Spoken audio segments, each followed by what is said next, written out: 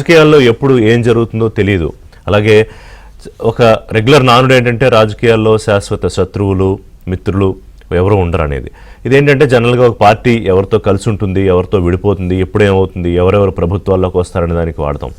కానీ ఇప్పుడు తెలంగాణలో రాజకీయాల్లో జరుగుతున్న అంశం ఏంటంటే గతంలో ఎప్పుడు ఎవరు ఊహించి ఉండకపోవచ్చు. దాదాపుగా 20 ఏళ్ల పాటు ప్రస్థానం కవితది బీఆర్ఎస్ పార్టీతో.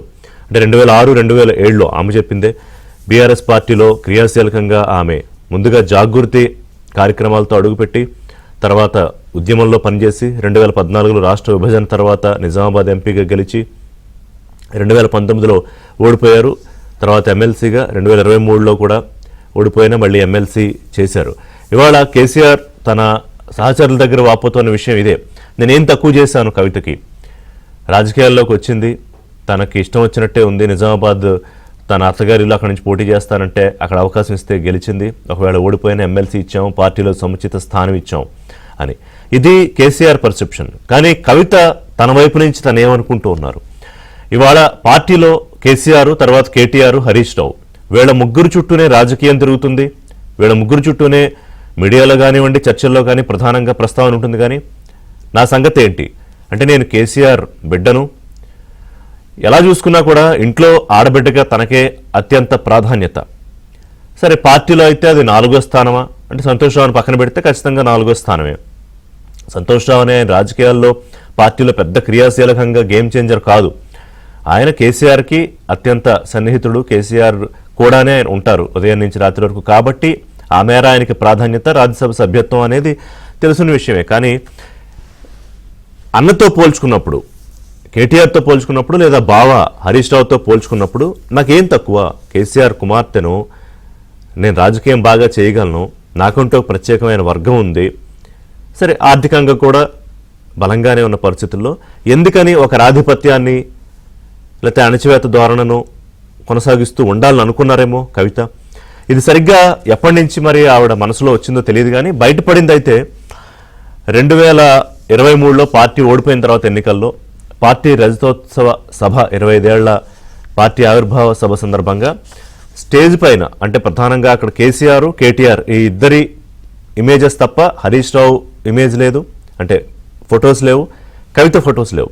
అప్పట్లో హరీష్ రావు కొంత అలిగారు, ఆ సభకు దూరంగా ఉన్నారు, ఇవన్నీ చర్చలు జరిగాయి. అసలు హరీష్ రావు రూపంలోనే మొదట కొంత పార్టీకి ఇబ్బంది కలుగుతుందేమో అనుకున్న పరిస్థితి. కానీ కట్ చేస్తే కవిత రూపంలో ఎప్పుడైతే ఆవిడ ఒక లేఖ రాశారో తండ్రి కేసీఆర్కి, రెగ్యులర్గా నాకు అలవాటే లెటర్స్ రాస్తానన్నారు, కానీ అంతకుముందు ఏం రాశారో లేఖల్లో ఎప్పుడెప్పుడు రాశారో మనకేం తెలియదు. కానీ ఈ లెటర్లో ఆ రజతోత్సవ సభ సందర్భంగా కేసీఆర్ వ్యవహరించిన తీరు, బీజేపీతో ఒక ఫ్రెండ్లీ నేచర్లో ఉన్నారు తప్ప ఒక పొలిటికల్ ఎనిమిటీ చూపించట్లేదు అనే విషయంలో, అంటే కన్న కూతుర్ని జైల్లో పెట్టి అంత ఇబ్బందులు పెడితే ఇదేనా కేసీఆర్ బీజేపీతో తీరు? పైగా జైల్లో ఉన్నప్పుడు పార్టీ బీఆర్ఎస్ బీజేపీలో విలీనం ప్రస్తావన కూడా తీసుకొచ్చారు. అంటే ఆ ట్రాజెక్టరీ చాలా మందికి అసలు ఎప్పుడు ఈ కవిత తిరుగుబాటు ధోరణి మొదలైంది, తిరుగుబాటు బావుట ఎగరేశారు అనే ట్రాజెక్టరీ అంటే సిరీస్ ఆఫ్ ఈవెంట్స్ అంటాం. అది ఒకసారి చూసుకుంటే ఈ పార్టీ రజతోత్సవ సభ, అలాగే బీఆర్ఎస్ పాలనలో సామాజిక న్యాయం జరగలేదని మొట్టమొదటిసారిగా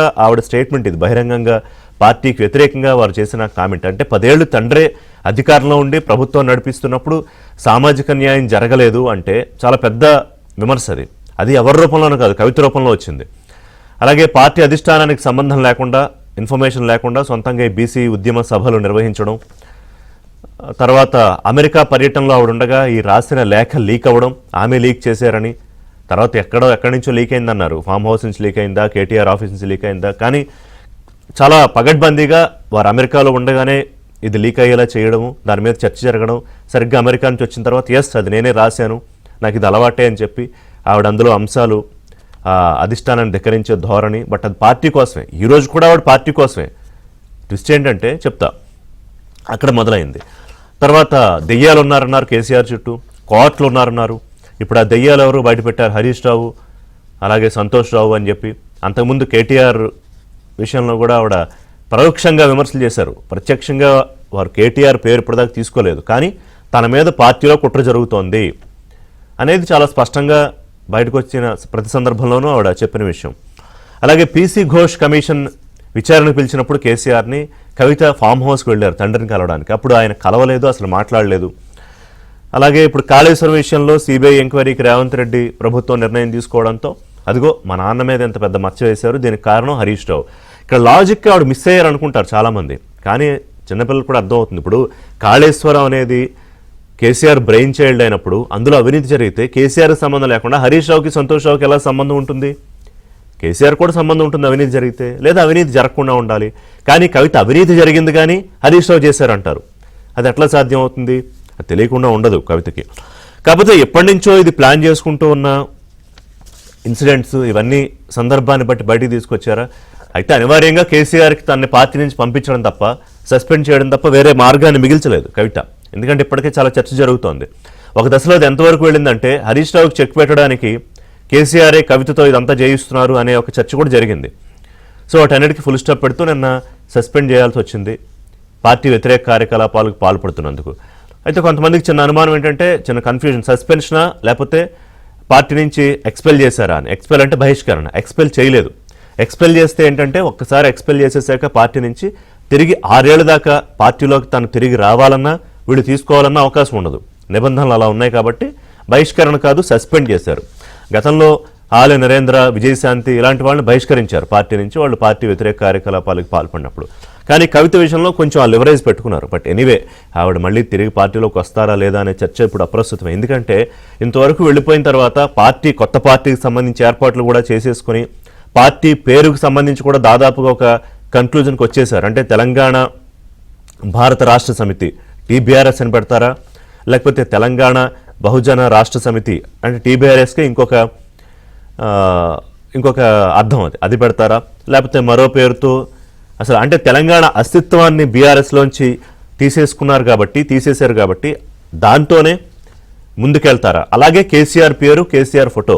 ఇవాళ వారి వాదన ఎక్కడ కాంట్రడిక్షన్ ఉంటుందంటే, నేను కేసీఆర్ కోసమే మాట్లాడుతున్నాను, కేసీఆర్ కోసమే ఫైట్ చేస్తున్నాను, బీఆర్ఎస్లో కేసీఆర్ చుట్టూ దెయ్యాలు కోవట్లు ఉన్నాయి, ఆయనకి ఇమేజ్కి డ్యామేజ్ చేసేలాగా చేస్తున్నారు అని.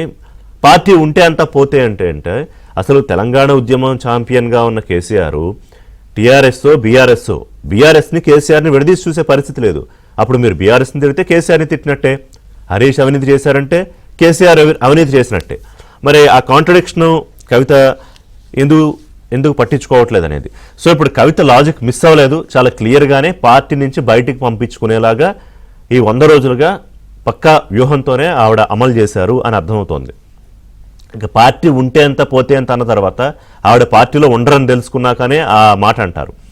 అలాగే ఎన్నికల విషయంలో కూడా ఆవిడ చేసిన కామెంట్, ఇక ఎవరో చెప్తే మాట్లాడడానికి, అంటే ఇప్పుడు బీఆర్ఎస్ నేతలు ఇంకా చిన్న సాఫ్ట్ కార్నర్ ఏంటంటే, ఎవరో కవిత భుజాల మీద తుపాకు పెట్టి కేసీఆర్ని కాలుస్తున్నారంటే ఆవిడేం చిన్నపిల్ల కాదు కదా. ఇటు రేవంత్ రెడ్డో లేకపోతే ఇంకొకళ్ళు బీజేపీ నుంచి ఇంకొకళ్ళు చెప్తే మాట్లాడడానికి, హరీష్ రావును పార్టీని విమర్శించడానికి.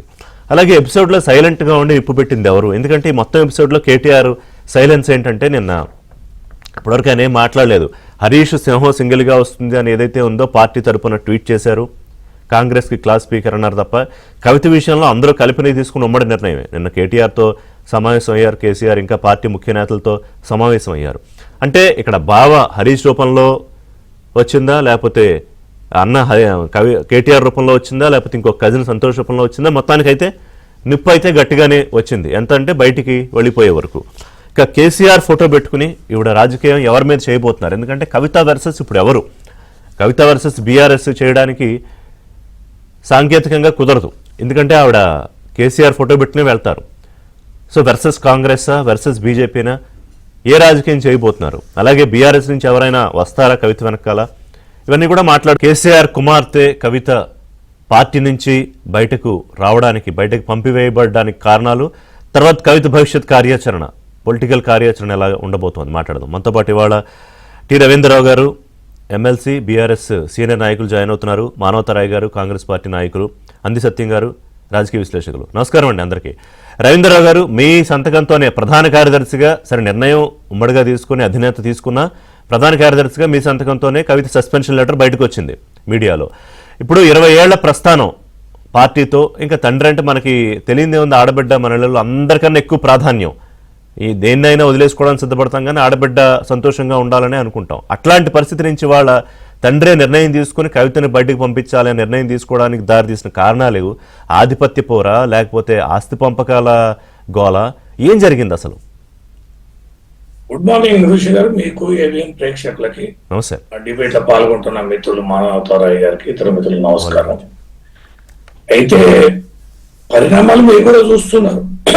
ఆమె జైలు పోవడం కానీ, జైలు నుంచి బయటికి తీసుకురావడంలో కేసీఆర్ గారి ఎఫర్ట్స్ కానీ, ఆమె మాటల్లోనే నా కోసం పార్టీని కూడా విలీనం చేస్తామన్నారు బీజేపీలో, నేనే వద్దన్నా, కొట్లాడదామని అన్నా. అంటే ఆ దశకు కన్న కూతురు అంటే ఎంత ఇష్టం గారికి మా పార్టీలో అందరూ తెలుసు. అనేక రకాలుగా ఆమె గత కొద్ది కాలం నుంచి పార్టీ లైన్ క్రాస్ చేసి మాట్లాడుతుంటే కూడా ఉపేక్షించారు. పార్టీ నుంచి కూడా తీవ్రమైన ఒత్తిడి వచ్చింది. కవిత గారు ఇట్లా మాట్లాడితే ఎట్లా కంట్రోల్ చేయాలి కదా, యాక్షన్ తీసుకోవాలి కదా అని. మొన్న మాట్లాడింది అయితే పూర్తిగా పార్టీని బలహీనపరిచినట్టు, పార్టీ ఉంటేంది పోతేంది అని పార్టీ భవిష్యత్తు పైనే, పార్టీ యొక్క నిలకడ పైనే ఆమె ప్రశ్నించింది. ఒక పక్కన తండ్రిని మెచ్చుకుంటూనే పొగుడుతూనే ప్రజా జీవితంలో నిత్యం తన వయస్సును ధారపోసిన హరీష్ రావు గారు లాంటి వ్యక్తి పైన, ఆయన ఎవరు జీవితం అంతా కేసీఆర్ గారి వెంట ఉండి కష్టకాలలో అన్ని రకాల ఒత్తిళ్లలో నిలబెట్టుకున్న సంతోషరావు గారి పైన, ఈ పార్టీకి కుడి భుజాలై సర్వం జీవితం ధారపోసి పనిచేసిన అలాంటి వారిపైన చేసిన వ్యాఖ్యలు కథ కూతురుగా చేయాల్సింది కాదు. ఇంకోటి ఋషి గారు, సందర్భం కూడా కాదు. ఒక పక్కన ముప్పేట దాడి చేస్తుంటే 2 జాతీయ పార్టీలు కమిషన్ల మీద కమిషన్లు వేస్తుంటే, ఒక పక్కన అసెంబ్లీలో చీల్చి చెండాడుతుంటే హరీష్ రావు గారు ఏక త్రాట్ పైన ఒంటి చేతితోటి సిబిఐ చేతికి అప్పచెప్పి కేసీఆర్ గారిని దేశవ్యాప్తంగా అప్రతిష్టపాలు చేసే చర్యలు జరుపుతున్న సందర్భంలో అమెరికా నుంచి ప్రీ ఫోన్ చేసుకున్న ప్రోగ్రామ్ ని ఆగమేఘాల మీద వచ్చి ప్రెస్ మీట్ పెట్టి ఆ రకంగా వ్యాఖ్యలు చేయడం అనేది ఎవరి బాగు కోసం? అదే ఎవరి బాగు కోసం? కవిత ఏం చెప్తున్నారంటే కేసీఆర్ చుట్టూ కుట్రలు జరుగుతున్నాయి, ఆయన దగ్గర కోవర్ట్లు ఉన్నారు, ఆయన దగ్గర దయ్యాలు ఉన్నారు, ఇవాళ ఇదిగో తెలంగాణ జాతిపిత లాంటి కేసీఆర్ మీద ఇంత పెద్ద మచ్చ రావడానికి కారణం హరీష్ రావు, సంతోష్ రావు చేసిన అవినీతే. అంటే ఈ ఎపిసోడ్ లో కేటీఆర్ పేరు తీసుకురాలేదు, కానీ ఇంతకు ముందు పరోక్షంగా కేటీఆర్ మీద కూడా దాడి చేశారు. అంటే నేను పార్టీ కోసం కేసీఆర్ కోసం మాట్లాడుతున్నాను, ఆయన మీద కుట్ర చేశారు, నా మీద కుట్ర చేశారు అనేది వాళ్ళ కవిత వెర్షన్ కదా. అంటే అనంత్ ఎవరిని ఎవరిని వదిలిపెట్టారో చెప్పండి ఋషి గారు, అందరిని అన్నది. ఆమె మీద అది కరెక్ట్ కాదన్న జగదీశ్వర్ రెడ్డి గారిని అన్నది, అది కరెక్ట్ కాదని ప్రతి ఒక్కరి మీద ఆమె అదే రకమైన దాడి అనేది చేస్తున్నది. కేటీఆర్ గారిని అన్నాక, కేసీఆర్ గారిని అన్నాక, ఉద్యమంలో కీలక పాత్ర వహించిన అందరినీ అదే మాట అన్నాక ఆమె మాత్రమే సక్రమమ్మ. ఆమె లిక్కర్ కేసులో అరెస్ట్ కావడం, ఈడీ అరెస్ట్ చేయడం, జైల్లో ఉండడం మా పార్లమెంట్ ఎన్నికలు ఎంత నష్టం చేసిందో జగన్కి తెలియదా? ప్రపంచానికి తెలియదా? మేము భరించినాం కదా. ఒక మాట అప్పటి నుంచే పార్టీ కొంత ప్రాధాన్యత తగ్గించిందా కవిత గారికి? ఇప్పుడు అనివార్యంగా కుటుంబ పాలనే, కుటుంబ ఆధిపత్యం అనే ఎక్కువగా ప్రచారం చేశారు బీజేపీ అయినా కాంగ్రెస్ అయినా. ఆమె జైలు పోయించారు. ప్రతిపక్షంలో ఉన్నాం, ఎవరి రోజు వారికి ఉంటది. తను కూడా ఎమ్మెల్సీగా ఉన్నారు, నిజామాబాద్ లోకల్ బాడీ ఎమ్మెల్సీగా ఉన్నారు, మా సభలో ఉన్నారు. మా సభలో అనేకమైన కీలక అంశాలు కూడా తను మాట్లాడుతూనే ఉన్నారు. ఇంకేం పాత్ర ఉంటుందండి? జిల్లాలు తిరుగుతూనే ఉన్నారు కదా, మా పార్టీ కేడర్ అంతా కూడా అనుసరిస్తూనే ఉన్నారు కదా. ఆమె జరిగిన ఇబ్బంది ఎక్కడ మీకు తెలియదా ఋషి గారు? ఎన్ని కార్యక్రమాలు ఆమె జిల్లాలో జాగృతి పేరిట ఆమె కార్యక్రమాలు చేస్తుంటే కూడా మా ఎమ్మెల్యేలు, మా ఎమ్మెల్సీలు, మేము కూడా మా మైబాద్ జిల్లా కూడా వస్తే 40-50 కార్లు కాన్వాయ్ లాగా ఆమెను రిసీవ్ చేసుకున్నాం. కేసీఆర్ గారి కూతురుగా కదా ఆమెకి ఆమె పార్టీ వర్కింగ్ ప్రెసిడెంటో లేకపోతే మరి భవిష్యత్తులో ఇంకేమన్నా పెద్ద పదవులు ఆశించి ఇక నాకు అవకాశం లేదు అన్న భావాల నీడలోనే ఉండాలి అని బహుశా అది నచ్చి ఉండకపోవచ్చు అంటారా? ఉండొచ్చు. ఉంటే ఒకవేళ నీకు అట్లాంటి ఆకాంక్షలు ఉంటే తండ్రి దగ్గర సందర్భం చూడాలి కదా. ఓకే. కేసీఆర్ గారు ఇంత విపత్కరమైన పరిస్థితుల్లో ఒక అభిమన్యుడిని గనక బంధించి పద్మవ్యూహంలో ఏ రకంగా చేస్తారో కేంద్ర రాష్ట్ర ప్రభుత్వాలు 2 జాతీయ పార్టీలు మూకుమ్మడిగా దాడి చేసి ఉక్కిరి బిక్కిరి చేస్తున్న ఈ సందర్భంలో పార్టీ క్యాడర్ అంతా రోడ్ల మీద ఉండి నిరసనలు తెలియజేస్తూ అనేక రకాల ధర్నా కార్యక్రమాలు చేస్తూ మద్దతుగా నిలుస్తున్న సందర్భంలో, ప్రజలు కూడా కష్టాలలో ఉన్న సందర్భంలో, రైతుల కష్టాలు బాధలు కి అండగా ఉండాల్సిన ఈ సమయంలో తను ఈ ఎజెండాని ఎంచుకోవడం నచ్చుతా ఋషి గారు. ఓకే. సో అంటే ఒకవైపు పొలిటికల్ గా బ్యాటిల్ చేస్తున్న కేసీఆర్ కి మానసికమైన ఒక క్షోభని కలిగించడం కరెక్ట్ టైంలో ఎప్పుడు చేసినా ఆయనకి ఇంకా ఇది టైమింగ్ మరింత కష్టం తెచ్చిపెట్టి ఉంటుంది. Yes, exact. నీ ఆకాంక్షలు ఏమైనా ఉండొచ్చు కాక, కానీ సందర్భాన్ని కూడా చూసుకోవాలి కదా. కన్న తండ్రిని ఈ రకంగా వేధించి ఎదుటి వారికి అక్కడికి వచ్చే విధంగా సంధించడం, సంతోష్ రావు గారికి హరీష్ రావు గారిని లోపలేయాలి, ఆయన మీద ఎందుకు విచారణ చేయడం లేదు, వాళ్ళు రేవంత్ రెడ్డి వెనక వారని కూర్న్నారని ఈ రకమైన ఆరోపణలు చేస్తే మరి వాళ్ళ మీదే చర్యలు చేపడితే మన ముఖ్యమంత్రి ఏమున్నది కేసీఆర్ గారే కదా. ఇరిగేషన్ శాఖ మంత్రిగా వీరున్నా అంతేగా, మరి నిర్ణయాలు కేసీఆర్ గారి ఉంటాయి కదా. హరీష్ రావు గారి మీద యాక్షన్ తీసుకొని కేసీఆర్ గారి మీద తీసుకోకుండా ఉంటుందా? అంటే నీ తండ్రినే జైల్లో పంపమని సవాల్ చేస్తున్నట్టే కదా. మానవతరాయ్ గారు ఇప్పుడు రవీంద్రరావు గారు ఒక మాట అన్నారు, ఇతరులకు అక్కడికి వచ్చేలాగా. అంటే ఒకవైపు మీరు, ఒకవైపు బీజేపీ. సరే, BJP BRS political understanding equations ఎలా ఉన్నాయనేది మీరు రోజు మాట్లాడుతున్నా, బట్ టెక్నికల్ గా బయటకు చూస్తే బీజేపీ బీఆర్ఎస్ ఇద్దరు కూడా రాజకీయ ప్రత్యర్థులు బీఆర్ఎస్ కి. ఆ సందర్భంలో కవిత ఈ రూపంలో బయటికి రావడము, మీకు ఒక ఆయుధాన్ని ఇవ్వడము, అలాగే కొంత ఇంటర్నల్ గా సమస్యలు, అలాగే నిన్న మహిళా సీనియర్ నేతలు మాట్లాడుతూ మాజీ మంత్రి సత్యవతి రాథోడ్ గారు, మిగతా మాజీ ఎంపీలు వాళ్ళందరూ కూడా ఇదంతా ఇంకా కూడా మీరే చేయిస్తున్నారని, కవిత భుజం మీద తుపాకు పెట్టి మీరు కేసీఆర్ షూట్ చేయాలనుకుంటున్నారు అని చెప్పి ఏం చెప్తారు? ఇప్పుడు ఈ వ్యవహారం ఎట్లుందంటే, వెనకటికి మోటు సామెత, మొగుడు కొట్టినందుకు కాదట తోటి కోడలు చూసి పక్కు నవ్వినందుకు వచ్చింది తంట. ఇది మాకేం సంబంధం అండి? రేవంత్ రెడ్డి గారికి ఏం సంబంధం అండి? అసలు మాకు సంబంధం లేదు. అంతర్గతమైనటువంటి కుటుంబ కొట్లాట వాళ్ళది. ఇది ఆస్తుల పంచాయతీ వాళ్ళ ఇంట్లో మొదట. అందుకే ఒక మహానుభావుడు అండు, మానవ సంబంధాలన్నీ ఆర్థిక సంబంధాలే అన్నా దానికి ఇది ప్రత్యక్ష సాక్ష్యం. వాళ్ళ ఇంట్లో సరే ఆస్తి కోసము, రాజకీయ అధికార పెత్తనం కోసము మొత్తానికి లొల్లులు అవుతున్నాయి. అది ఇప్పుడు నుంచి జరిగేది కాదు. అగ్నిపర్వతం రగులుతూ రగులుతూ రగులుతూ నిన్న సస్పెన్షన్ రూపంలో బీఆర్ఎస్ అగ్నిపర్వతం బద్దలైంది. ఆ బద్దలు కావడానికి మా పాత్ర ఏందండి? అసలు న్యాయమో చెప్పండి ఈ విధంగా మాట్లాడటం? అంటే వాళ్ళ సమస్యను, వాళ్ళ ఇంట్లో సమస్యను వాళ్ళు పరిష్కరించుకోలేక అది వీధిలోకి వచ్చింది. వీధిలోకి అది ప్రపంచం మొత్తం చుట్టిన దాన్ని కాంగ్రెస్ కు ఆపాదించడం ఎంతవరకు న్యాయం చెప్పండి? మా పాత్ర ఏమైనా ఉందా అందులో చెప్పండి? వాళ్ళకి ఏదో హరీష్ రావు గారు, కేటీఆర్ గారు, సంతోష్ రావు గారు, కవిత గారు మధ్య ఉన్నటువంటి తగాదా అది తెలంగాణ ప్రజలకు ఏమైనా సంబంధం ఉందా? వాళ్ళ బాధ తెలంగాణ ప్రజల బాధ కాదు, ఇది అర్థం చేసుకోవాలి. మాకు రాజకీయాలు చేయాల్సిన అవసరం లేదు. మేము సంక్షేమ పథకాలతో పాటు ప్రజలకు ఇచ్చిన వాగ్దానాలు ఉన్నాయి. బీఆర్ఎస్ హయాంలో జరిగిన అవినీతిని కూకటి వేళ్లతో పీకి వేసి లూటీ జరిగిన ధనాన్ని వెనక్కి తీసుకొస్తాం. అందులో భాగంగానే కక్షపూరితంగా కాకుండా ఒక పారదర్శకంగా, ఒక జవాబుదారీతనంగా విచారణా సంస్థలు విచారణ చేసుకుంటూ బాధ్యుల పైన చర్యలు తీసుకునేందుకు సిబిఐ కేసు అప్పగించడం. కవిత గారు సొంత కూతురే అంటుంది. అందులో హరీష్ రావు గారి పాత్ర ఉంది, నీటిపారుదల శాఖ మంత్రిగా. సంతోష్ రావు పాత్ర ఉంది, అవినీతి అనకుండా అంటుంది వాళ్ళని. అన్నప్పుడు కాంగ్రెస్ వాళ్ళు ఇప్పుడు రాజకీయ ప్రత్యర్థులు ఎన్నో మాట్లాడుతాం, కానీ ఆ మాట అనేది ఇంట్లో నుంచి వచ్చినప్పుడు మరి ఇందులో అందరూ కూడా తెలంగాణ ప్రజలందరూ కూడా నమ్ముతున్నారు. కాబట్టి వాళ్ళ తప్పిదాలు హరీష్ రావు, సంతోష్ రావు కేసీఆర్ కన్నుగప్పి కేసీఆర్ తెలియకుండా కుమ్మక్కైపోయి కాంట్రాక్టర్లతో అవినీతి చేశారని కవిత ఆరోపణ.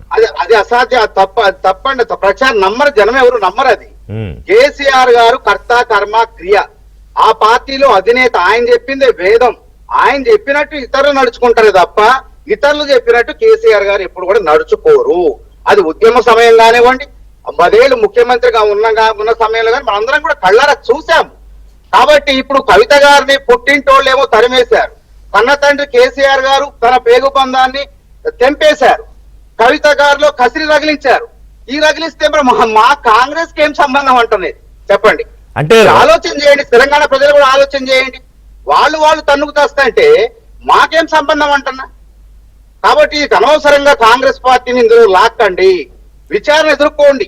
ఇప్పుడు సిబిఐ కేసు వస్తుంది, హైకోర్టు పోయారు, మధ్యంతర ఉత్తర్వుల కోసం పోయారు, సరే మన ఘోష్ కమిషన్ మీద విచారణ జరపొద్దన్నది.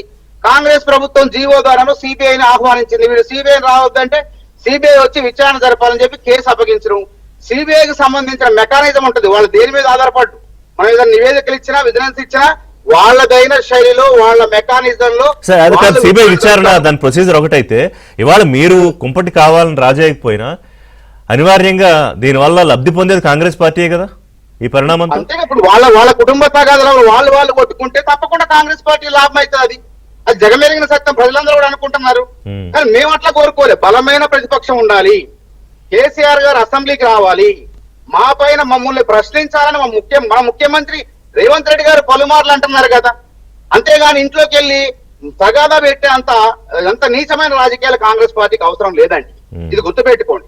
ఇది వాళ్ళ వ్యవహారం. మేము ఎప్పటికంటున్నాం, వాళ్ళ ఇంట్లో వ్యవహారం, వాళ్ళు ఏం చేసుకుంటారో, చక్క పెట్టుకుంటారో, సర్దుబాటు చేసుకుంటారో వాళ్ళ ఇష్టం. ఆయన మన సస్పెన్షన్ చేశారు. సస్పెన్షన్ చేసిన తర్వాత మరి కవిత గారు ఏ దారిలో పోతారో, తెలంగాణ రాజ్య సమితి పెడతారా, తెలంగాణ బహుజన రాష్ట్ర సమితి పెడతారా, అది వారిష్టం. పార్టీ పెట్టుకునే హక్కు కానీ, అవమానం జరిగినప్పుడు, బాధ కలిగినప్పుడు వారు ఏం చేస్తారో వారిష్టం. దానికి మళ్ళీ కాంగ్రెస్ పార్టీని ఆపాదించే ప్రయత్నాలు చేయటం ఇది తప్పు. రాజకీయ లబ్ధి కోసం ఈ విధంగా మాట్లాడొద్దు. ఒక చిన్న బ్రేక్ తీసుకుంటా. సత్యం గారు మీ దగ్గరికి వచ్చే ముందు ఎనాలిసిస్ తీసుకుంటా, అంటే ఎప్పటివరకు జరిగిన పరిణామాల విశ్లేషణతో పాటుగా మానవతారాయ్ గారు అన్నట్టుగా కవిత గారి తర్వాత స్టెప్ ఏంటి? సత్యం గారు, ఒక లేఖ దగ్గర నుంచి ఇక నిన్న పార్టీ ఉంటే అంత పోతే అంత వరకు వచ్చిన తర్వాత ఏం జరుగుతుందో వారికి ఏం తెలియక కాదు. ఎందుకంటే 20 ఏళ్ల నుంచి ఆవిడ రాజకీయాలు చూస్తున్నారు. ఎంతో కొంత ఆ సాన్నిహిత్యం కేసీఆర్ గారితో ఉన్నది, కేటీఆర్ గారితో ఉన్నది, అదంతా అబ్బుతుంది. సో ఇవాళ కొత్త పార్టీ పెట్టే ఆలోచన దాకా వెళ్ళారంటే పరిణామాలు ఊహించలేక కాదు. సో దారి తీసిన కారణాలతో పాటుగా ఏం చేయబోతున్నారు కవిత? ఏ రాజకీయ పార్టీకైనా ప్రజా సంఘాలు ఉంటాయి, పార్టీని పెంచడానికి, విస్తృతం చేయడానికి ఉంటాయి. జనరల్ గానే టిఆర్ఎస్ కున్నటువంటి లేదా బీఆర్ఎస్ కున్నటువంటి ప్రజా సంఘాల్లో యాక్టివ్ ఉన్నది గత 20 ఏళ్లుగా జాగృతి సంస్థ ఒకటి, తర్వాత సింగరేణి కార్మిక సంఘం ఒకటి. ఈ రెండింటికి కూడా ఆవిడ అధ్యక్షురాలు ఉండటం, ఆవిడే నడపడం అనేటువంటి చేసింది, జనరల్ కార్యక్రమాలు కాక. సహజంగానే వాటికి దరిదాపు బతుకమ్మ మంచి ఊపులో ఉన్నప్పుడు, పార్టీ ప్రోత్సహిస్తూ ఊపులో ఉన్నప్పుడు కేటీఆర్ కన్నా ఎక్కువ ఫెమిలియర్ అయిపోయింది కవిత రాష్ట్ర వ్యాప్తంగా ప్రజల్లో. ఈ పరిస్థితుల్లో ఎంపీగా గెలిచి ఈ కార్యక్రమాలు చేస్తుండటంలో సహజంగానే తను డెసిషన్ మేకింగ్ లో నా పాత్ర కూడా ఉండాలనుకుంటుంది. అంటే కేసీఆర్, కేటీఆర్, హరీష్ రావు తీసుకునేటువంటి డెసిషన్స్ లో నాది కూడా షేర్ ఉండాలనుకుంటుంది. నన్ను కూడా సంప్రదించాలి, నేను కూడా పాత్రధారని అనుకుంటుంది. అనుకుంటున్నటువంటి సహజమేనా? ఓవర్ అంబిషియస్ ఏం కాదా? సహజమేనా? సహజమే. ఏ పార్టీలో అయినా ఉంటుందండి. ఏ పార్టీలో అయినా యాక్టివ్ పనిచేసే వాళ్ళకు డెసిషన్ మేకర్లు నా పాత్ర ఉండాలి. వీరు నిర్ణయిస్తే నేను చేయటమేనా, ఎప్పుడు నేను కూడా నిర్ణయంలో ఉండాలి అనేటువంటి అన్ని పార్టీల్లో ఉంటుంది అది. కాబట్టి అటువంటి పాత్ర ఆమె వ్యక్తిగతం కాకుండా పార్టీ ప్రోత్సాహంతో ఆ స్థాయికి ఎదిగింది, ఇది వాస్తవం. తర్వాత రెండవది, ఇవాళ అరెస్ట్ అయిన తర్వాత సస్పెండ్ చేసి ఉంటే, లిక్కర్ కేసులో అరెస్ట్ అయిన తర్వాత సస్పెండ్ చేసి ఉంటే పార్టీకి క్రెడిబిలిటీ ఉండేది. బీఆర్ఎస్ చాలా నిజాయితీగా ఉంది, ఈవిడ అవినీతికి పాల్పడదు కాబట్టి లిక్కర్ ఉంది, పార్టీ ఇమేజ్ దెబ్బతినదని చెప్పి సస్పెండ్ చేస్తే అప్పుడు బీఆర్ఎస్ అసలు అవినీతిని సహించదు అనేటువంటి స్థితి వచ్చిండేది. కానీ ఇవాళ కాళేశ్వరం మొదలైన నుంచి అట్లా అమిత్ షా నుంచి ఇటు రాహుల్ గాంధీ వరకు కింది లీడర్ల వరకు కాళేశ్వరం ఏటీఎం గా మారిందని అనేక సార్లు విమర్శలు చేస్తూ వచ్చారు. ఇలా విమర్శలు చేస్తే వాస్తవానికి టిఆర్ఎస్ ను ఓడించిన దాంట్లో అరడజన కారణాల్లో కాళేశ్వరం ప్రాజెక్టు కూడా ఒక కారణం. అయినా ఒక 50% మంది ఈ రాజకీయ ఆరోపణలే అని అనుకునే అవకాశం ఉంది. కానీ ఇప్పుడు కవిత అనకొండలు వీళ్ళిద్దరే అని చెప్పేసి అనడంతో అన్ని వర్గాలు ఏమనుకుంటున్నాయి, ఇప్పుడు మేము గత 5-6 ఏళ్లుగా మేము అవినీతి జరిగిందంటే ఎవరు కాదన్నారు టిఆర్ఎస్ వాళ్ళు, ఇప్పుడు కవితే అన్నది. కవితకు 2 బ్లేడ్స్ ఉన్నాయి, ఒకటి ప్రముఖ నాయకురాలు కావటం, 2 కేసీఆర్ బిడ్డ కావటం. కాబట్టి ఇంటర్నల్ విషయాలు కూడా తెలిసినటువంటి కవితే అవినీతికి పాల్పడ్డన్న తర్వాత ఇంకా వీళ్ళు ఏం జవాబు చెప్తారని పార్టీని బాగా కార్నర్ చేయగలుగుతున్నారు నిన్న వాళ్ళ ఆ ఆరోపణ చేసిన తర్వాత. కాబట్టి వాళ్ళ అరెస్ట్ అయిన తర్వాత బయటకు వచ్చి నా గురించి వీళ్ళు బీజేపీ తోటి పొత్తు పెట్టుకుంటాం కలిపేద్దాం అన్నారు అన్నట్టు డ్యామేజింగ్ ఉంది. ఇప్పుడు మరింత డ్యామేజింగ్ ఉంది. ఇది ఒక భాగం. కవితకు ఉన్నటువంటి శక్తి అంటే వాళ్ళ బయటికి పోయిన ఏదో బీఆర్ఎస్ ను చీల్చి, క్యాడర్ను చీల్చి, నాయకులను చీల్చి ఆల్టర్నేటివ్ గా తయారైద్ది అన్నటువంటి నమ్మకం ఎవరికి లేదు. అది అన్ని పార్టీలు కూడా వ్యక్తులు పోయినటువంటి వాళ్ళు కొన్నాళ్ళు సస్టైన్ అయ్యారు. ఆ తర్వాత ఏదో పార్టీలు చేరటం, లేదా పొత్తు పెట్టుకోవటం, లేదా మళ్ళీ పార్టీలు చేరటం ఇవన్నీ జరుగుతుంటాయి. ఇప్పుడు మనకు టైం లేదు, అవన్నీ వివరించాల్సిన పని లేదు. కానీ ఫిజికల్ గా చేసే డ్యామేజ్ కన్నా మోరల్ గా డ్యామేజ్ ఎక్కువ చేయగలుగుతుంది. రేపు రానున్న కాలంలో అనేక విషయాలు, అంతర్గత విషయాలు ఒక్కొక్కటి, ఇప్పుడు ఆవిడ మీద ఎదురుదాడికి దిగితే అనేక విషయాల మీద తను ఆల్రెడీ ఎదురుదాడి ప్రారంభమైంది. కవిత ఉంటే ఎంత పోతే ఎంత నిన్న మహిళా సీనియర్ నేతలందరూ పెట్టి మాట్లాడారంటే ప్రారంభమైపోయింది, ఎదురుదాడి దాడి ప్రారంభమైంది. కాబట్టి భవిష్యత్తులో అంతర్గతంగా జరిగినటువంటి విషయాలు ఏమిటో ఒక్కొక్కటి బయట పెడుతూ ఉంటే దానివల్ల ఎక్కువ డ్యామేజ్ అయ్యేటువంటి అవకాశం ఉంది. తనేదో పార్టీ చీల్చి డ్యామేజ్ చేసేదానికన్నా తను అంతర్గత విషయాలు ఏవైనా, ఇప్పుడు అనకొండలు, హరీష్ రావు అంటే గత 5 ఏళ్లుగా 2 ప్రతిపక్ష పార్టీలు చేసిన డ్యామేజ్ కన్నా కవిత నోటి నుంచి వచ్చినాక ఎక్కువ డ్యామేజ్. అంటే ఒకటి సత్యం గారు, దీనికన్నా ముందు ఆవిడ ఎప్పుడైతే ఆ లేఖ రూపంలో అమెరికాలో ఉండగా లేఖ లీక్ అవడం, ముందు జైలు, దానికన్నా ముందు ఎక్కడి నుంచో ఈ అసంతృప్తి మీరన్నట్టు ఆ డెసిషన్ మేకింగ్ దీనికి సంబంధించి పెరిగిపోయి ఉండాలి. బహుశా ప్రయత్నాలు చేసి ఉండొచ్చా? ఎందుకంటే కేసీఆర్ కి వారు లెటర్లు రాస్తారు, లేకపోతే నేరుగా మాట్లాడొచ్చు. నా ప్రాముఖ్యత, ప్రాధాన్యత విషయంలో మాట్లాడి అది ఫెయిల్ అయ్యి ఇంకా అవకాశం లేదన్న తర్వాతే నిర్ణయం తీసుకుని ఉండొచ్చా? ఖచ్చితంగా. ఎందుకంటే బయట వాళ్ళు అయితే కేసీఆర్ అప్రోచ్ కావటం కష్టం, కానీ అంతర్గతంగా అమ్మ నాన్న దగ్గర అది ఓపెన్ చేయడం పెద్ద కష్టమేం కాదు. పెద్దగా అందులో ఆడపిల్లకి అసలే కాదు. కాబట్టి అది ఓపెన్ చేసి ఉంటుంది. నీ పాత్ర నువ్వు నిర్వహించు, కానీ అన్నయ్య అడ్డం రావద్దు అని చెప్పేసి కూడా అని ఉంటారు. కాబట్టి ఇవాళ ఉన్నటువంటి పరిస్థితుల్లో ఆ క్లెయిమ్ ని తను కోరి ఉంటుంది. తర్వాత రెండోది, ఏ పార్టీలైనా బహిరంగంగా లేఖలు రావటం అనేది క్రమశిక్షణ రాహిత్యం. ఇప్పుడు గతంలో జానారెడ్డి లేఖ రాస్తే నేనే డిబేట్ చెప్పాను. ఈ డిబేట్ లో జానారెడ్డి అధిష్టానానికి లేఖ రాయటం తప్పు కాదు, కానీ పత్రికలకు విడుదల చేయటం తప్పు అనేది అంతర్గతంగా ఎన్నైనా చర్చ జరగచ్చు. కానీ ఆ తప్పు కూడా ఈవిడ చేయలేదు. కవిత అంతర్గతంగా తండ్రికి లేదా అధ్యక్షునికి లేఖ రాసింది, కానీ దాన్ని బయట పెట్టింది ఎవరు అంటే ఖచ్చితంగా కేసీఆర్ ని కార్నర్ చేయాలి అనేటువంటి విషయం అంతర్గతంగా ఈ నలుగురినే ఉండి ఉండాలి. లేకపోతే ఎవరో బయట వ్యక్తి బయట పెడితే అది అసలు వాస్తవానికి బయట పెట్టిన వాళ్ళే బహిష్కరిస్తారు. అంటే ఇప్పుడు మీరు చెప్తున్నాను బట్టి క్లియర్ గా ఇది ఆధిపత్యకు సంబంధించిన విషయం అనేది, మరి ఆస్తులకు సంబంధించిన విషయం ఎందుకు వస్తుంది చర్చలోకి? అవి ఇప్పుడు ఆధిపత్యం వెనకాలనే ఆస్తులు ఉంటాయండి. కాబట్టి ఇవాళ ఇప్పుడు ఇన్కమ్ జనరేట్ అయినా లేకపోతే అక్రూ చేయాలన్నా దానికి షేర్, ఒక అథారిటీస్ మీద ఆ షేర్ ఉంటేనే వస్తుంది. కాబట్టి కనపడని విషయాలు మనం ఊహించాయి ఆస్తుల విషయాన్ని ఆవిడది. కానీ రాజకీయంగా స్టేక్ హోల్డర్ కవిత అయినటువంటిది ఆవిడకు ఉన్నటువంటి. తర్వాత రెండోది, కవితకు మనం అబ్జర్వ్ చేస్తే న్యాచురల్ గా ఒక లక్షణం ఉంది. స్వతంత్రంగానే పోరాటం, స్వతంత్రంగానే వెళ్ళడం, స్వతంత్రంగానే వ్యవహరించడం అనేది మనం ఆవిడ చూస్తే తెలిసిపోతుంది. కాబట్టి ఇది ఇంకొకళ్ళ సలహా ప్రకారం పనిచేసి, అంటే కేటీఆర్, హరీష్ రావు సలహా తీసుకొని పనిచేసేటువంటి అవకాశం లేదు.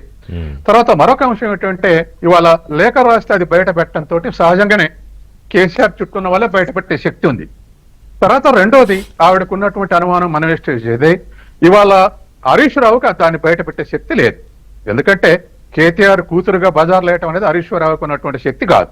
కాబట్టి ఆవిడ అన్నటువంటి అయితే సంతోషరావు అన్న బయట పెట్టాలి, లేకపోతే కేటీఆర్ అన్న బయట పెట్టాలి. కానీ సత్యం గారు, ఇప్పుడు ఆ రజతోత్సవ సభ జరిగినప్పుడు హరీష్ చాలా చిన్నబుచ్చుకోవడం, దానికి దూరంగా ఉండడం, అసలు చాలా అసంతృప్తిగా ఉన్నారని వేరే పార్టీలలో రకరకాల చర్చలు జరిగాయి. సో ఏమన్నా పార్టీలోంచి ఆరోపణలు బయటకు వస్తుంది అనుకుంటే కవిత రూపంలో రావడం ఒకటైతే, ఇప్పుడు ఇంకొక కీలకమైన అబ్జర్వేషన్ ఏంటంటే, వీరి గన్ను, కవిత గన్ను కేటీఆర్ వైపు కాకుండా ఇటు హరీష్ వైపు ఎందుకు తిప్పారు?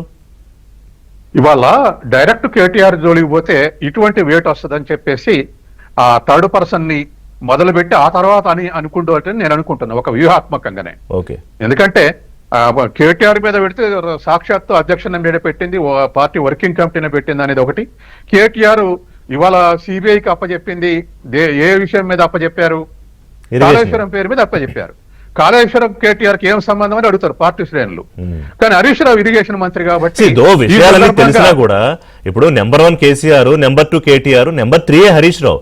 ఆయన ఇరిగేషన్ మంత్రిగా ఉంటే ఉండొచ్చు, కానీ ఆ ఫైల్ ఎంత, దాని నిర్ణయం ఎంత, కాంట్రాక్టర్లు ఎవరు, మిగతా విషయాలు ఏంటి, ఆ నిర్ణయాధికారంలో కేటీఆర్ లేకుండా అయ్యే అవకాశం లేదు.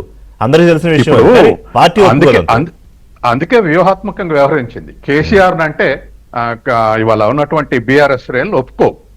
కాబట్టి సహజంగానే ఇరిగేషన్ లో చెప్పారు కాబట్టి ఇరిగేషన్ లో సిబిఐ ఎంక్వైరీ చెప్పారు కాబట్టి మా నాన్న సిబిఐ ఎంక్వైరీకి లాగింది వీళ్ళే అని చెప్పేసి ఆ సందర్భంగా ఇరిగేషన్ మంత్రి కాబట్టి హరీష్ రావు మీద చెప్తే జనం నమ్ముతారు లేదా పార్టీ శ్రేణులు నమ్ముతారు అనేటువంటి ఉద్దేశం ఉండొచ్చు. కాబట్టి ఈ సందర్భంగా హరీష్ రావు అనకొండలని చెప్పేసి అన్నదని నేను అనుకుంటున్నా. తర్వాత మరొక విషయం ఏంటంటే ఈ లేఖ బయట పెట్టడం అనేటువంటిది ఒకటి అంటే ఖచ్చితంగా తన పాత్రను తగ్గించాలన్నటువంటిది ఒకటి.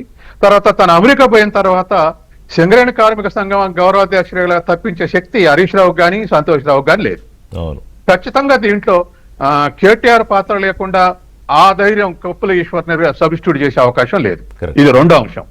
మూడోది జగదీశ్వర్ రెడ్డి కేసీఆర్ కుటుంబ సభ్యులని అందులో కవితని ఈ విధంగా జగదీశ్వర్ రావు సన్నిహితుడే కావచ్చు కేటీఆర్ కు, కానీ కుటుంబంలో వాళ్ళని ఆమె గురించి మాట్లాడడం ఒక నిమిషం కూడా వేస్ట్ అనే స్థాయికి మాట్లాడరు. కాబట్టి ఖచ్చితంగా వెనకాల కేటీఆర్ నడిపించుండని ఎవరైనా అనుకుంటారు. సహజం, అది ఏం చూడాల్సిన పని లేదు. జగదీశ్వరరావు అనేటువంటి ధైర్యం రావటం, సింగరేణి కార్మిక సంఘం నుంచి తొలగించడం, ఇవన్నీ చూస్తుంటే ఖచ్చితంగా తను కేసీఆర్ వారసురాలని నేను కూడా అనేటువంటి క్లెయిమ్ నుంచి పక్కకు తప్పించడానికే లేదా నీ పాత్ర ఇదని గుర్తింప చేయడానికే ఈ విధమైనటువంటి సస్పెన్షన్ వేటు చేశారని నేను అనుకుంటున్నాను. డిసైడ్ అయ్యారు కాగల కార్యం అన్నట్టుగా పార్టీ నుంచే సస్పెన్షన్ వేయించుకోవాలనేదే అట్లాగే జరిగినట్టే అనిపిస్తోంది అందరు రోజులతో. ఒక చిన్న పొలిటికల్ దారి ఎటువైపు రవీంద్ర గారు, ఇప్పుడు పుట్టిల్లు పొమ్మంటే ఏదో ఒక ఇల్లు బయట అవకాశం ఉంటుంది రమ్మనడానికి, కానీ ఇప్పుడు తెలంగాణలో ఏంటంటే కాంగ్రెస్ మాకేం సంబంధం మేము పిలవము అంటున్నారు, బీజేపీలోకి వెళ్ళే అవకాశం లేదు ఎందుకంటే ఆవిడ పంచాయతీ అక్కడి నుంచి మొదలైంది కాబట్టి అసలు గొడవ, లేదా ఒక సొంత ఇల్లు ఏదన్నా ఉండాలి అంటే సొంత పార్టీ. ఏంటి మీ అంచనా రవీంద్రరావు గారు? ఎవరైనా మాట్లాడినా ఆ సత్యం గారు చెప్పింది కూడా నేను విన్నా. వారి విశ్లేషణలో అన్ని ఏకీభవించలేను కానీ ఓకే అప్పుడు సస్పెండ్ ఎందుకు చేస్తే బాగుండేది అని. అంటే బీజేపీ ఒక ప్రతిపక్ష పార్టీలని దేశంలో సమూలంగా నిర్మూలించే భాగంగా ఈ కేసు పెట్టిన జగమైన సత్యం. కేజ్రీవాల్ కానీ ఇళ్ళ కానీ లిక్కర్ కేసు ఏంది, దాంట్లో రికవరీ ఏంది, ఈడీ ఏంది, మనీ ట్రాన్సాక్షన్ ఏం జరిగింది, అది అక్రమ కేసు. దానికి సంబంధించి మీ నిర్ణయం తీసుకోవడానికి అవకాశం లేదు. ఇచ్చినమంటే ఆమె నేరం చేసినట్టే. ఇది భవిష్యత్తులో ప్రూవ్ అవడానికి 1% కూడా అవకాశం లేని కేసు అది. ఓకే, కానీ ఇందాక మీరు అన్నారు లిక్కర్ కేసు వల్ల 8 సీట్లు, అంతకు ముందు ఉన్న 16 సీట్లు ఒక్క సీటు కూడా రాకుండా, లోక్సభలో ఒక్క సీటు కూడా రాకుండా అయిపోయిందని. సో అది కాదు నా పాయింట్. ఏంటంటే కాదు ఇవాళ కవిత గారు వెళ్ళడానికి ఏ పార్టీ లేదు, ఇప్పుడు బీఆర్ఎస్ అయిపోయింది ఆ ప్రస్థానం. సో కేసీఆర్ గారు ఫోటో పెట్టుకుని తను ఒక సొంత ప్రయాణం మొదలు పెట్టాలి, దాని ఇంపాక్ట్ ఎలా ఉంటుంది అనేది. కేసీఆర్ గారు ఫోటో పెట్టుకొని పోయేంత ప్రయత్నం చేస్తారని నేను అనుకోను. అదే జరుగుతుంది ఖచ్చితంగా. ఇక అంతకు మించిన ఇది చేయలేని చేతకంతనం ఇంకోట్లేను. తర్వాత ప్రజలు ఇంత జరిగాక ఈడ మన సమాజంలో, తెలంగాణ సమాజంలో తెలియదు ఏంది, ఏ సమాజంలో అయినా కన్న కూతురు పట్ల కుటుంబంలో ఏ రకమైన అభిప్రాయం ఉంటుంది, ప్రేమ ఉంటుంది, అనుబంధాలు ఉంటేనే తెలుసు.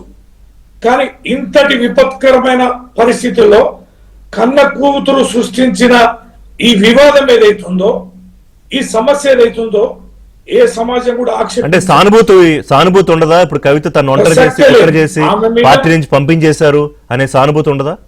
మీరు వెరిఫై చేయరా అండి? మీరు సోషల్ మీడియా చూస్తారు కదా ఋషి గారు, మీ ఏబిఎన్ వాళ్ళు కూడా సర్వే చేస్తుంటారు కదా, మీకే అర్థం అవుతుంది ఎంత కోపంతో ఉన్నారు ప్రజలు అనేది, ఎంత డిమాండ్ ఉంది మా మీద, ఆమె మీద చర్య చేపట్టాలనేది, ఎంత మదనం పడి ఎంతగా చర్చించి ఒక కన్న కూతురు బంధాన్ని తెచ్చుకోవాలంటే ఎంత ఇబ్బందికరం. పార్టీ కోసం, ప్రజల కోసం మహోన్నతమైన నాయకుడు కేసీఆర్ గారు, విపరీతమైన హ్యుమానిటీ కలిగిన వ్యక్తిత్వం ఆయనే. కుటుంబ వాతావరణం, పిల్లలు, మనవళ్ళు, బంధువులు, స్నేహితులు, పార్టీ కేడర్, ఒక మూర్తిమత్వం అయింది. ఆయన ఇంత కఠినమైన నిర్ణయం తీసుకున్నారంటే ఎంత ఇబ్బందికరంగా. ఇప్పుడు ఆస్పిరేషన్స్, అందరి ఆస్పిరేషన్స్ ఆయన కాపాడలేడు. ఆయన క్లియర్ గా కొడుకు ఆస్పిరేషన్ కాపాడడానికి నిర్ణయం తీసుకున్నారు. ఇష్టం ఉంటే అల్లుడు ఉంటాడు, లేకపోతే లేదు. సో కూతురు కూడా అదే ఆస్పిరేషన్ ఉండేటప్పటికి ఆయనకి ఇబ్బంది వచ్చింది. ఆస్పిరేషన్స్ ఎప్పుడైనా సందర్భాన్ని బట్టి సమయోచితాన్ని బట్టి అవకాశాన్ని బట్టి పొందాలి. ఇప్పుడు వారు కేవలం ఎంపీగా మాత్రమే ఉండే, కానీ ఢిల్లీలో మొత్తం రాజ్యం వెళ్ళింది ఎవరు? ఎంతమంది ఎంపీలున్నా 14-18 మంది 19 తనే కదా. అంతటి ఫ్రీడమ్ ఉండే. నిజామాబాద్ జిల్లాలో ఎంత ఫ్రీడమ్ ఉండే. యావత్ తెలంగాణలో ఏ జిల్లాకైనా బందీ మార్బలం పోగలిగినటువంటి ఒక సత్తా ఎవరికి ఉండే? ఇప్పుడు ఆమె అలాగనే ఎమ్మెల్సీ. కానీ ఈ రాష్ట్రంలో ఎక్కడ పర్యటించినా ఆమె ప్రాధాన్యత ఏంది? అది పదవితో వచ్చేది కాదు. కేసీఆర్ గారి కూతురు కాబట్టి కదా సస్పెన్షన్ కూడా కేసీఆర్ కుమార్తె కాకపోతే ఎప్పుడో అయిపోవాలి కదా. 100 రోజులు వెయిట్ చేసే పరిస్థితి కూడా ఉండేది. ఎగ్జాక్ట్లీ. అందరు కూడా ఏమంటారంటే ఎంతైనా కూడా కన్న కూతురు కదా, కాస్త ఓపిక పట్టాల్సి ఉంటే కదా, ఈ తొందరపడి కూడా మీ అందరితో మీరు కలిస్తే కేసీఆర్ గారు కూడా వాపోయారట. నిజమేనా? నేను ఏం తక్కువ చేశాను, అన్ని ఇచ్చాను కదా, ఎందుకు ఇట్లా చేసింది, నెక్స్ట్ ఏం చేస్తుంది అని అన్నట్టు కదా కేసీఆర్ గారు కూడా మానవ మాతృడే కదా. ఎవరైనా బిడ్డంత మాత్రం ఎప్పుడైనా ఆమెకి ఎంట్రీ గాని ఆమెను గౌరవించుకోవడంలో గాని ఎక్కడైనా ఆ చిన్న చూపు చూసినట్టుగా మనం ఇన్నేళ్ళ గమనిస్తామా? ఆ ఆవేదన ఉంటది. తెంచుకునే సందర్భంలో ఆవేదన ఉంటది. ఆవేదన ఖచ్చితంగా వ్యక్తం చేస్తాం. సో ఇప్పుడు మీరు వదిలేసిన తెలంగాణ అనే పదాన్ని తీసుకుని ప్రజల్లోకి వెళ్ళబోతున్నారు కవిత గారు. తెలంగాణ భారత రాష్ట్ర సమితి అంటారా, తెలంగాణ బహుజన సమితి అంటారా, మరి బట్ ఆ తెలంగాణ పదాన్ని అయితే క్యారీ చేయాలనుకుంటున్నారట పొలిటికల్ గా. మీరు రమ్యారావు గారి గురించి తెలుసా మీకు? ఋషి గారు చెప్పండి. కేసీఆర్ గారు అన్న కూతురు, సొంత అన్న కూతురు. ఆమెను కూడా బిడ్డలాగానే చూసిన సార్. సంబంధం చూసింది కేసీఆర్ గారే, కన్యాదానం చేసింది కూడా కేసీఆర్ గారే, కాళ్ళు గడిగింది కేసీఆర్ గారే. అక్కునే చేర్చుకుంటే రమ్యారావు సొంత అన్న కూతురు, కేసీఆర్ గారే తండ్రిలాగా. అయితే ఎట్లా మాట్లాడేది, ఏం భాష మాట్లాడేది, ఆఖరికి ఏ గూటికి చేరింది, ఆమె బండారం బయటపడింది కదా. ఆమె మాటలు ఎవరన్నా వింటున్నారా? సేమ్ కథ మరో రమ్యారావు. అంతేనా? కవిత అయితే మరి అంటే కవిత రమ్యారావు లాగా అయిపోతారా? అంటే మీరే ఇందాక తనకు ఒక ప్రత్యేకమైన వ్యక్తిత్వం, 20 ఏళ్ల పాటు ఒక జర్నీ, కేసీఆర్ కుమార్తె అనే ఒక ట్యాగు. ఆ ట్యాగు కేసీఆర్ గారితో ఉన్నంత మేరకే, అంతేనా? పోయిందా? పార్టీలో ఉన్నంత మేరకే. తండ్రిని విభేదించి ఇంతటి విపత్కర పరిస్థితులు ఇంత దుర్మార్గంగా వ్యవహరించిన తనకి ఏం ఆదరణ ఉండదు. మీరు చూస్తున్నారు కదా కొద్ది కాలం నుంచి ఆమె నిజామాబాదు ఏకఛత్రాధిపత్యం జిల్లాల ఒక్క నాయకుడు ఉన్నాడా? సో అదే అంటే ఆ పొలిటికల్ పార్టీకి ఇన్ఫ్లుయెన్స్ పెద్ద ఉండదు. మీ పార్టీ నుంచి కూడా ఎవరు వెళ్ళరంటారు? వచ్చిన లేదండి. ఆమె గురించి ఇవాళ రేపు చర్చ, అది కూడా ఎందరికైనా ఈ కమిషన్, ఈ కథ, ఈ సిబిఐ హీట్ ఉన్న పొలిటికల్ హీట్ ఉన్న సందర్భంలో తను మాట్లాడింది కాబట్టి దానికి యాడ్ చేసి మీ టీవీలలో విపరీతంగా చర్చలు పెట్టి మీడియా ప్రాధాన్యత ఇచ్చి 3-4 రోజులు కథ నడుస్తుంది. మాజీ ముఖ్యమంత్రి బీఆర్ఎస్ పార్టీ అధినేత కుమార్తె తండ్రిని ధిక్కరించి పార్టీని సస్పెండ్ అయితే అఫ్ కోర్స్ చర్చ ఉంటుంది కదా రవీంద్రరావు గారు. మీకు తెలియదు కదా మానవరావు గారు. ఎస్, మీరు ఎలా చూడబోతున్నారు? కవిత కొత్త పార్టీ అనౌన్స్మెంట్ ఇవాళ చేస్తారా, లేకపోతే ఎమ్మెల్సీ పదవికి రాజీనామా చేస్తారా? మొత్తం మీడియా ముందుకైతే రాబోతున్నారు. సో ఏం జరగచ్చు?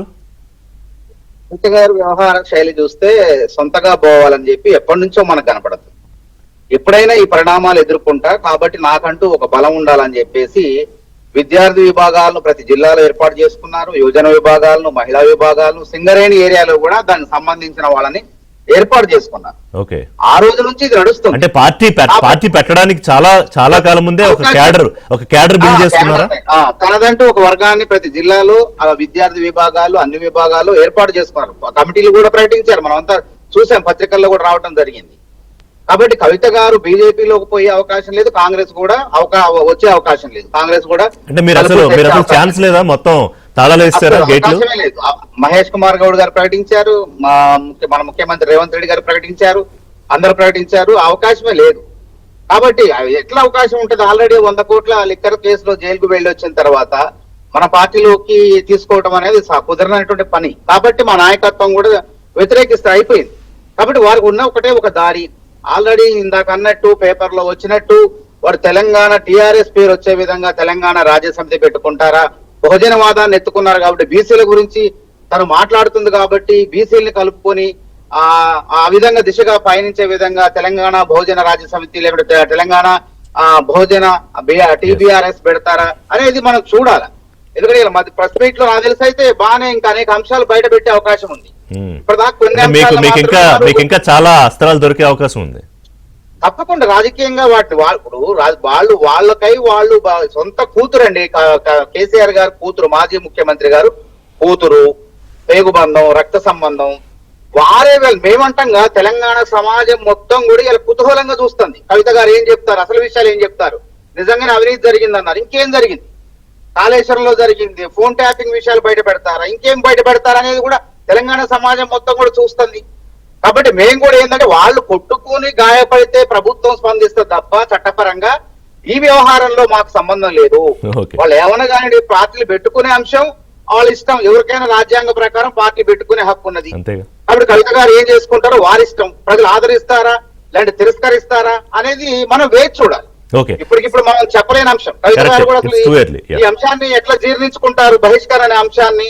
ఇవాళ విలేకరుల సమావేశాలు మనందరూ ప్రజల ముందుకు వస్తేగా మనకు తెలవదు. సత్యం గారు, ఇప్పుడు నా అంచనా ప్రకారం వారు మాట్లాడుతున్న దాని ప్రకారం తండ్రి కేసీఆర్ గారి ఫోటో పెట్టుకునే కవిత కొత్త రాజకీయానికి బయలుదేరతారని నేను అనుకుంటున్నా. సో మీ అంచనా ఏంటి? ఒకవేళ వారు వచ్చిన తర్వాత కవిత వర్సెస్ ఎవరి మీద, వారి రాజకీయం పోరాటం ఎవరి మీద ఉండబోతోంది? ఇప్పుడు కవితకు రాజకీయ పార్టీల్లో చేరిపోతే ప్రాధాన్యత పోతుంది. అందుకే బీజేపీ కాంగ్రెస్ వాళ్ళు కూడా మేము చేర్చుకోమంటున్నారు. వాళ్ళ వ్యూహం ఏమిటి? బీజేపీలో చేసి బీజేపీ నాయకురాలుగా స్టేట్మెంట్ ఇస్తే దానికి పెద్ద క్రెడిబిలిటీ రాదు. ఇప్పటికే బీజేపీ ఇచ్చేది విమర్శిస్తుంది. కాంగ్రెస్ లో చేరి విమర్శించినా అది కాంగ్రెస్ పార్టీ మహిళా నాయకురాలుగా కాంగ్రెస్ పార్టీలో లిమిటెడ్ అయిపోతారు. కాబట్టి ఏదేమైనా బీఆర్ఎస్ ను కానీ డ్యామేజ్ చేయగల శక్తి కవితకి ఇండివిజువల్ గా అట్లా ఉండి చేస్తేనే ఎక్కువ డ్యామేజ్ అవుతుంది అనేది రెండు పార్టీలకు తెలుసు. రెండవది, తను ఇప్పుడేదో నాయకులను గెలిచి క్యాడర్ను గెలిచి డ్యామేజ్ చేసేదాని కన్నా తను మోరల్ గా చేసే డ్యామేజే ఎక్కువ ఉంటుంది బీఆర్ఎస్ ని. కాబట్టి ఇప్పుడు మానవతరాయ్ అన్నట్టుగా జరిగినటువంటి ఇన్సిడెంట్లలో బీఆర్ఎస్ చరిత్రలో ఏవేవి మైనస్లు ఉన్నాయో, వ్యక్తులకు ఏవేవి మైనస్లు ఉన్నాయో అవి తడవకూడి బయటకు తీస్తే అది చాలా పెద్ద డ్యామేజింగ్ ఉంటుంది. ఇప్పుడు ఇంతకుముందు రవీంద్రరావు గారు అన్నట్టుగా పార్లమెంట్ ఎలక్షన్ల ముందు లిక్కర్ స్కేల్ ఇరుక్కపోవడంతో రిజల్ట్ 0 వచ్చిందని అన్నట్టుగానే ప్రతి ఎలక్షన్ ముందల ప్రతి ముఖ్యమైనటువంటి విషయం ముందల ఒక విషయం బయట పెట్టింది అనుకోండి, ఇవాళ అనకొండలు అనగానే పెద్ద డ్యామేజింగ్ జరిగింది. గత 5-6 ఉన్నాయి. కాబట్టి ఇవాళ కవిత సొంత పార్టీ పెట్టి డ్యామేజ్ చేయగలిగినటువంటి శక్తి ఎక్కువ ఉంది. ఆమె ఏదో పార్టీ పెట్టి క్యాడర్ గెలిచి ఆల్టర్నేగా తయారై సర్వైవల్. అయితే ఇప్పుడు తను బీఆర్ఎస్ ని డ్యామేజ్ చేయడం is nothing but it's a big damage to KCR కదా. ఇప్పుడు ఖచ్చితంగా ఇప్పుడు ఒకటండి, ఎవరి వ్యూహం వాళ్ళకు ఉంది. మా నాన్న అని చెప్పేసి వాళ్ళ నాన్న పక్కన పెట్టుకుని మిగతా వాళ్ళు చెడగొడుతున్నారు అని చెప్పేసి ఆవిడ వ్యూహం. ఇప్పుడు రవీంద్రరావు గారు మిగతా వాళ్ళు ఏమో మాట్లాడారు, అసలు తండ్రికి ఎదురు తిరుగుద్దా అని అన్నారు. అంటే కవితని హరీష్ రావుకి ఎదురు తిరుగుద్దా, కేటీఆర్ కి ఎదురు తిరుగుద్దా అంటే తిరుగుద్ది, వాళ్ళకు సమానరాలు అనేటువంటి జనం అనుకుంటారు. కానీ తండ్రికి ఎదురు తిరుగుద్దా అంటే ఖచ్చితంగా కవితను ఒంటరి చేయడానికి వాడే వ్యూహం వాళ్ళకుంది. కాబట్టి వాళ్ళ వ్యూహం వాళ్ళకుంది, తన వ్యూహం తనకుంది. కాబట్టి కేసీఆర్ ని కాంట్రవర్సీ చేయకుండా పార్టీని కార్నర్ చేయాలనేది కవిత వ్యూహం. అసలు కేసీఆర్ కి ఎక్కువ పెట్టిందని చెప్పేసి కవితను ఒంటరి చేయాలనేది బీఆర్ఎస్. ఇప్పటికైతే వారైతే కేసీఆర్ ఫోటో పెట్టిన రాజకీయం చేసే అవకాశాలు ఎక్కువ ఉన్నాయా? ఎక్కువ ఉన్నాయి, ఖచ్చితంగా ఎక్కువ ఉన్నాయి. తండ్రి గురించి మాట్లాడదు. కాబట్టి ఇవాళ ఉన్నటువంటి పరిస్థితుల్లో తను చేయగలిగేటువంటి ఎక్కువ డ్యామేజ్ ఉండే తప్ప పార్టీల్లో చేరి తర్వాత ఇంకోటి కూడా మేము చేర్చుకోమనేది అది శాశ్వతమైన పదం కాదు. తలుపులేసాం తాళాలేసాం అన్నాక ఇప్పుడు కలిసి ప్రభుత్వాల్లో ఉన్న పరిస్థితి మనం చూస్తున్నాం. అది రాజకీయాల్లో. కాబట్టి రేపు ఎలక్షన్లు ఇంకో 6 నెలలు ఉండగా 2 సంవత్సరాల వరకు చేసి బలంగా మారిందంటే చేర్చుకుంటారు. చూద్దాం ఇవాళ ఏం చెప్తారో మరి ప్రెస్ మీట్ లో కవిత గారు. వారి ఆవేదన ఎలా చెప్తారో, పొలిటికల్ జర్నీ గురించి ఏం చెప్తారు, రాజకీయ పదవులకి రాజీనామా చేస్తారంటారా? థ్యాంక్ యూ సత్యం గారు, రవీంద్రరావు గారు, మానవతరాయ్ గారు.